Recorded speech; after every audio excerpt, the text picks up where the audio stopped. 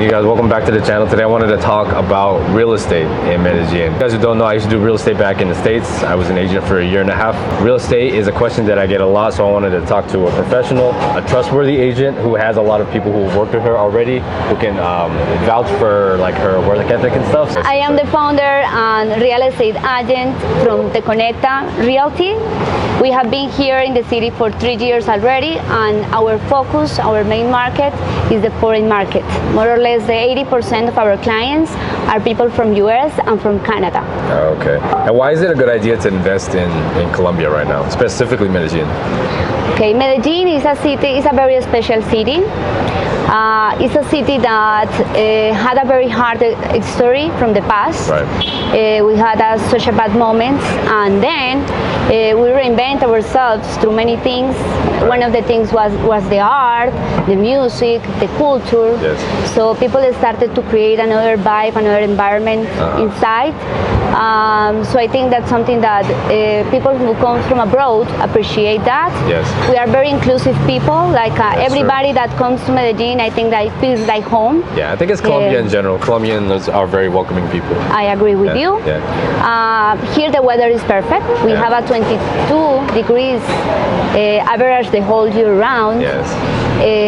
We have our trees. It's very green. Yeah. Here our transportation system is amazing. That's we true. have a very good health care. Yes. Also right now Medellin is promoting a lot of tech. So here you can see a lot of things happening around blockchain, around AI. AI, yes. AI, like a city that is bringing a lot of people with new ideas, a lot of entrepreneur people. Yeah. The city also, the mayor is promoting that ideas. So I think it's a city when you can find many possibilities and opportunities to work and do nice things. You think Medellin is on its way up, or do you think it's already booming, or it's going to boom in 5 years from now? I think we are now in that way of booming, but I think in 5 years from now, I think Medellin is going to be one of the most popular cities in South America. I totally believe that. I already think it is the most popular city. Yeah. Because I've been to like Peru, I've been to Ecuador, I've been to the other places. A lot of people like traveling to Peru just to see Machu Picchu and just kind of see, but to live, it's almost always Colombia. It's specifically Medellin, it's really popular. Yes, so. Medellin has this magic that everyone that comes here wants to stay here. Yeah, that's true. It's unbelievable. Yeah, I think it's like a spell, you know. And no, so I totally get it. You're from Medellin. Yes. What are the things that you love about the city? Why do you like living here? I love the people. That's one of my favorite things. Like every day I am like, oh my God, this is my people. Like people here take care about the people. Right. And this is something very nice. Do you think that's just specifically in Medellin, or is it Colombia in general? I think in Colombia in general, but Medellin most of it. Like our characteristic is that we are very hospitalian people. Like we want to host. Right. So I can see that. Yeah, I think it's the paisa culture in general. Yes. I'm very spoiled because I live in Manizales, and the paisa culture there is very, very strong. But I have seen that here in Medellin too. Okay. I love the skyline of Medellin, the view. Like I grew up here, but I'm still like amazed with the views that we have. Yeah, it's true. And the cool thing about Medellin is that no matter where you are, you can be in the middle, and you see the view, all the buildings on the hills, and you be on the hill, and you see the whole valley. So it's beautiful everywhere. It's beautiful. Yeah. Yes. So what is the process like buying a property here? Is it very difficult? Because from what I see, working with real estate agents, working with lawyers, there are a lot of scams here in Colombia, and I got scammed from a real estate agency and a lawyer actually. So what's the whole process like, and what is it? How do you find like trustworthy people to work with? Okay.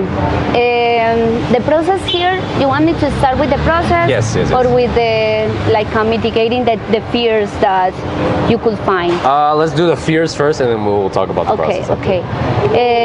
Okay, I think the first thing here is to find a reliable person. There are many ways to find them. Like you can go through the expat groups. Through the expat groups of the city, where you can ask for some recommendations, and people that already bought some properties can give you an advices of some good realtors that you can work with. That is a good source. Do you think it's true that it's hard finding good workers or real estate agents here? I think so. I think so because we are, as I was telling you before, we are a very informal market still. Like we are 20, 30 years behind the MLS and the system that you have in US. I think we are in a good way. We are improving now the process. But sometimes here the people is very relaxed with following up, so they don't answer the email, they don't answer the call. Sometimes you call to see a property that is in Finca Raíz, which is the website where almost all the properties are, and the property is not available now, so the listings are not updated. So people sometimes they don't take it serious. They don't take it serious. So I think that's one of the difference that I have because Está bien, no te preocupes. Sí, está bien, está bien. I like to be very professional in what I do, so I like to follow up, I like to answer the emails, and like I have very good standards in the service that I do, conserving or keeping the values of our city. Perfect, yeah, and I actually got recommended to her from one of my subscribers who has bought 2 properties with her. You bought 2 properties with her? Yeah, and the experience was good both times, so. Another thing that is very important is to find a real estate agent that speaks English. Here in our city, not everybody speaks English. Actually, right now the people is starting learning, but it's not very common that a real estate agent speaks in English. Right. So you need that. You need a person that gets to know the market, that really know the market, and can understand very well your needs, so you don't waste your time. So when you go and see properties, you are really seeing what you are looking for. And that means money, that means time, so that means efficiency, and that's what you want. I love that. I love what you're saying. And how do you think you can tell if somebody's a good real estate agent or not? Okay. For me, a good real estate agent is the one that get to know you very well first, like get to know you as a person, what are your needs, and can connect you with what really you are looking for. Also, another big difference is that a good real estate agent go with you through all the process. From the beginning till the end. Like for example, that's what we do in Connecta Realty. We always understand the needs of our clients. We start sending some listings so they can tell us, I like this one, I don't like this one, I want to see this one. Then we schedule a real estate tour. We go and check the properties. Always the first tour that we do for us is very important because it's the first opportunity to get to know the client, what he's looking for through, because you know, when you see, sometimes they can tell us, I'm looking for this budget, I like these characteristics, but then when we go and see the places, that's when we can realize literally what they are really looking for. That's true. A common fear that a lot of foreigners have is that they'll say that I have a budget of 700, right? But they don't want to say the budget up front because a lot of times if I say 700, you'll show me more expensive properties so you can make more money, right? That's a very important point that you are talking about, because a lot of foreigners that come to Colombia, they are afraid of getting gringo price. So that's also something that we always talk to say, like, no, don't worry, the listings, the prices that we have of the listings are the prices that are put in from the seller, not from us. But there is something also very special here. Sometimes you can find one listing in one website for one price, in another website from another price, in our website for another price, because the seller sometimes also says different prices to each agent. So sometimes it's confusing, but if you have a reliable real estate agent, he can lead you through a, how do you say, clean negotiation. Do you here, can you represent both parties? Can you represent the seller and the buyer, or you can only represent one? Here we can represent both parties. I do it sometimes usually. I know in US is very rare because it depends on the country, it depends on the city. So what's the process like? If you're a foreigner and you want to come to buy in Colombia, the first thing that you have to have ready is your money. Because here to get loans for foreign people is almost impossible. So get your resources ready in US. Then you go through the process to open a broker account. I don't know if you want me to mention what is the broker. Which one do you guys use? Like I hear Alianza a lot. We are working right now with Acciones y Valores only. Oh, okay. Acciones y Valores is the best. They are super fast, efficient, Okay. and they are the cheapest too. And so what kind of fees do they charge to transfer the money over? They charge you 0.6% is their fee, plus 0.4% of the fee of the system, the financial system. Oh, so it's like 1% of the money that you bring. Okay. So for opening that broker account, you will need to send them some information. First of all, they will ask you for your bank statements. Of course, yeah. Then they will ask you for your tax report of the last year, and then they will ask you for a letter of your employment to show what do you do. But what if you're self-employed? Like most of the people that come here are self-employed. Yes, it's true. In that way, you can do just your own letter. Okay. And just talk about what do you do, what do your company do, and what is your wage, average wage every month. And is it super important to show that, or because what if people just want to arrive, they have the money and they want to buy it, or no, you have to do the whole process? Well, it's very important to do that because Colombia is very popular for laundering money. We have a bad reputation in that way. So our financial system takes care a lot about that. So that's why they do a due diligence of where your incomes come from. Oh, okay. Very cool. Okay, so once you bring the money over, there's a 1% fee, and then do you have a Colombian bank account or no? I do, but I got the Colombian bank account after you purchase the property, then you get a visa, and then you get a cedula. After the cedula, You got your bank account. Yeah. So your visa is the real estate one. Yeah. Yeah. Okay, I see. Cool. How long did they give you for that? Or is it indefinite? Nowadays, it's up to 3 years. Okay, I see. And then after you just have to renew it. Yeah, you just have to renew it. Okay, Yeah. I see, cool. If you invest here in Medellin or in Colombia, 90,000 US dollars, you will have the possibility to apply for a migrant visa. Okay. That migrant visa lasts for 3 years, and after those 3 years, you can just renew it. But you have to keep your property those 3 years. What if you? But if you sell it and you buy a new one, do you have to apply for a new visa, or you can still use? Let's say, right? So his property, he sells it in 2 years, and he buys another property. Does he have to reapply for a new visa, or he can keep the same one? He can keep the same one. Yeah? Yes. Okay, perfect. And it's just that one. Like it used to be another one that it was an investor visa, and for that one you had to invest 165,000. That's no longer. But they changed it. They changed no it in longer October, and it's no longer working. I see. Okay, cool. Yes. What's the market like right now here? I've heard that it's really hot, but in the United States, the market was hot for the last few years, but now it's like going down. What does it look like here in Colombia right now?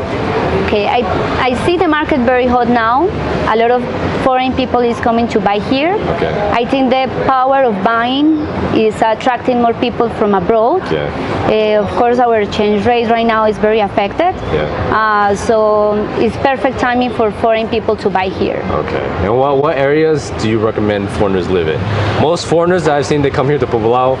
I personally think Laureles is way better, but what's your opinion? Okay, I live in El Poblado, and I love to live in El Poblado. A lot of foreigners love El Poblado. El Poblado has a lot of restaurants, amazing nightlife, good bars. A lot of foreigners, they live here, so people that come from abroad, they want to be connected with foreigners too. Yes, that's true. So I think that's a special thing of El Poblado. El Laureles is different in that way. Laureles is more local vibe. Yes. Actually, Laureles you find more older people. That's true. And it's all flat as well, which is nice. It's There's a lot of people flat. biking, You can patinando. walk. Yeah, Yes, really it's nice. super fun. Yeah. Nice. Would you recommend foreigners solo, like just those two barrios, or do you also recommend like Envigado, Itagüí, Sabaneta? What's your opinion on those parts? It depends a lot of the taste and way of living of each of the people that comes here. I think Envigado has a lot of potential too, and it's a very good neighborhood. A lot of locals live there. Yeah. A lot of very nice buildings, very modern, very well done. It feels like a pueblo, like almost, right? It has a pueblo feel. It feels like a pueblo, yes. It's a little bit cheaper too. The fixed costs are cheaper too. Right. So there are another possibilities for people that don't have a big budget. Okay, yeah. What else? Sabaneta is also a very nice town. It's a small town that grow in a ridiculous way. Yes. Right. It grows like the town is like literally one block, one square, and it's full of buildings. It's like one of the most populated towns of the country. Really? Yes. Yeah, I remember when I first came to Colombia, I went to Sabaneta, and I liked it a lot because it just feels so local. Nobody speaks English there. It's super local. Yes, but I think now, 3 years later, I think it's probably different. I know a lot of foreigners that are looking to live in Sabaneta Yes, too. Yeah, yes, yes. Nice. Okay. Also cheaper, so. Yeah, it's way cheaper. When you have ready your broker account, you just can send your money to a bank account in Citibank in US, and then this broker bank will do the conversion for you to be ready to pay your property here. Okay. So that's one very important thing for you is if you want to buy here a property, to have your resources ready and your account ready. After that, we can start looking for your property. Okay. So you tell us what are you looking for, what neighborhoods do you want, Yes. or if you don't know very well the neighborhoods, we can talk you a little bit about them so you can understand the differences. And then we start sending you some listings. You decide what you want to see. Okay. We schedule a real estate tour and we start looking for some properties. Okay, yeah. So go ahead. Sorry, it's like the US. It's pretty much the same. Okay. Yeah. When we find the property that you like, what we do is we proceed to do an offer. So we start the negotiation part. Okay. We have a price agreement. Yes. And we also negotiate the terms, like the timing, when it's going to be the down payment, when it's going to be the closing. How long does it take to close here? It's in average 1 month and a half. Oh, okay. Yeah, that's really good. Yeah. Yes. Okay. So, closing. Okay, so the first thing that we do is we sign a letter of intention.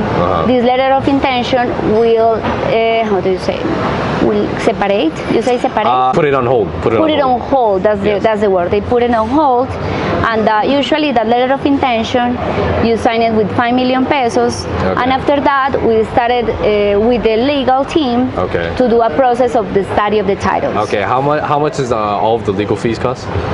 The legal fees is in average between 1,000, 1,300 US dollars. Okay, and then the commission, the seller pays, right? Does the seller pay for the commission, or does the buyer have to pay the commission? Yes, the seller is the one who pays the commission. Here is the 3%. The 3%. And is it 1.5 on the buyer and 1.5 to the seller? Yes, usually like that. Okay, perfect. Yeah. So it's just like the US. Sí. Good. Okay, let's say I want to buy a property.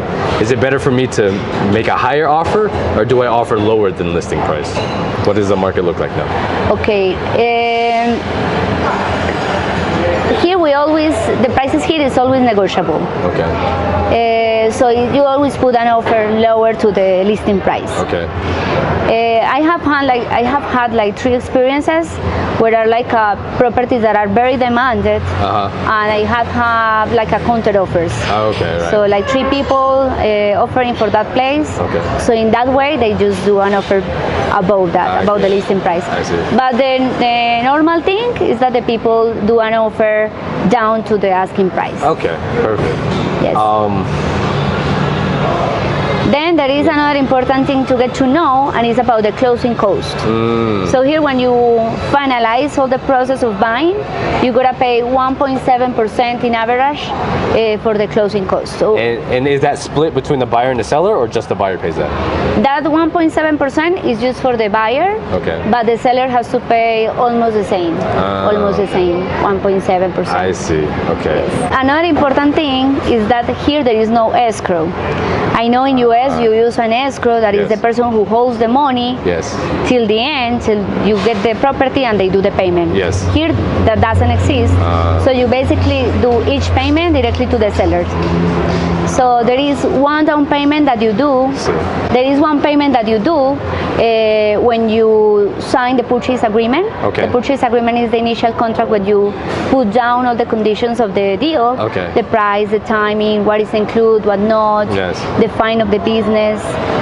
So when you do that, you pay between 30%, 10%, 30%. Have there been cases where they pay the seller and then the seller, like, se le roba, like, takes the money? Or? It have never happened to me, thank God. But there is always a risk. Yes. Okay. I see. Like I am very lucky. Like I work with a very good people. Okay. I feel like I am surrounded with a very good energy. Okay. I see. So yeah.